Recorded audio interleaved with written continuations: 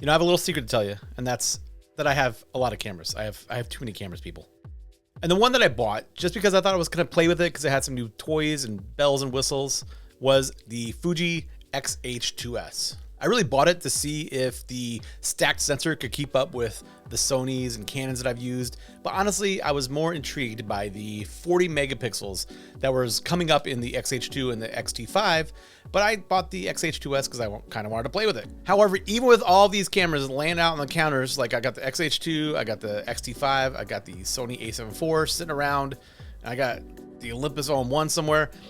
I honestly gotta say that the camera that I want to grab more than anything else when I'm looking for speed and accuracy, beautiful files, all that stuff, I'm grabbing the Fuji X-H2S. And I really do think it's probably one of the best cameras that you could buy out of all the cameras on the market right now. So let's look at 4 reasons why I think the X-H2S is so great in 2023. The first reason is that I think the 26 megapixels are more than enough for almost everything. Like I said before, I was really intrigued and excited about the 40 megapixels in the X-T5 and the X-H2. I was like, dude, that's gonna be awesome because I thought it'd be maybe even better than the Sony a7 IV with the 33 megapixels, right? But when I got the cameras and I compared the 40 megapixels to the 26 megapixels, I just really didn't think that there was like that much of a difference. And yes, the extra megapixels are nice to have, right? If we have to crop a little bit, that's pretty cool. But if you check out this image and then you check out this image and you zoom into 100%, it's really not all that different, right? And the files from the X-H2S, man, they just look really good. I mean, they're those Fuji files. They got great color. They got all that stuff. They look nice. I think that has a little bit of higher ISO ability that the X-H2 and the X-T5 don't necessarily have. So I'm thinking the 26 megapixels are pretty awesome.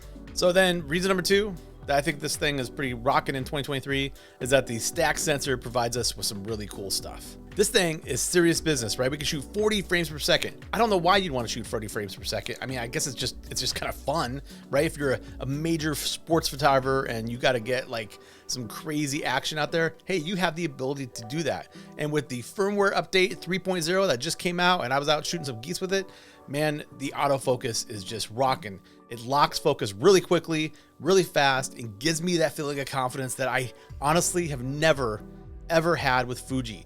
In the last couple of years, I've shot with the best from Sony and Canon and Nikon, all of those great high-end cameras. I think they're fantastic, and I think some of them still focus a little bit better than the Fuji X-H2S, but the X-H2S is so close, and I get to use all my Fuji stuff. Man, it's pretty awesome. The third reason why this thing rocks is that the cost is not that insane. So yes, it is the most expensive Fuji body at around $2,500. I'm not saying that's cheap, but this is Fuji's flagship, right? It's got all the good stuff in here. And when you compare it against other flagship cameras from Sony, Nikon, Canon, and you look at the R3, the Z9 maybe, and you look at the A1, those are all the stack sensors from those camera manufacturers, and you're spending a whole bunch more money, right?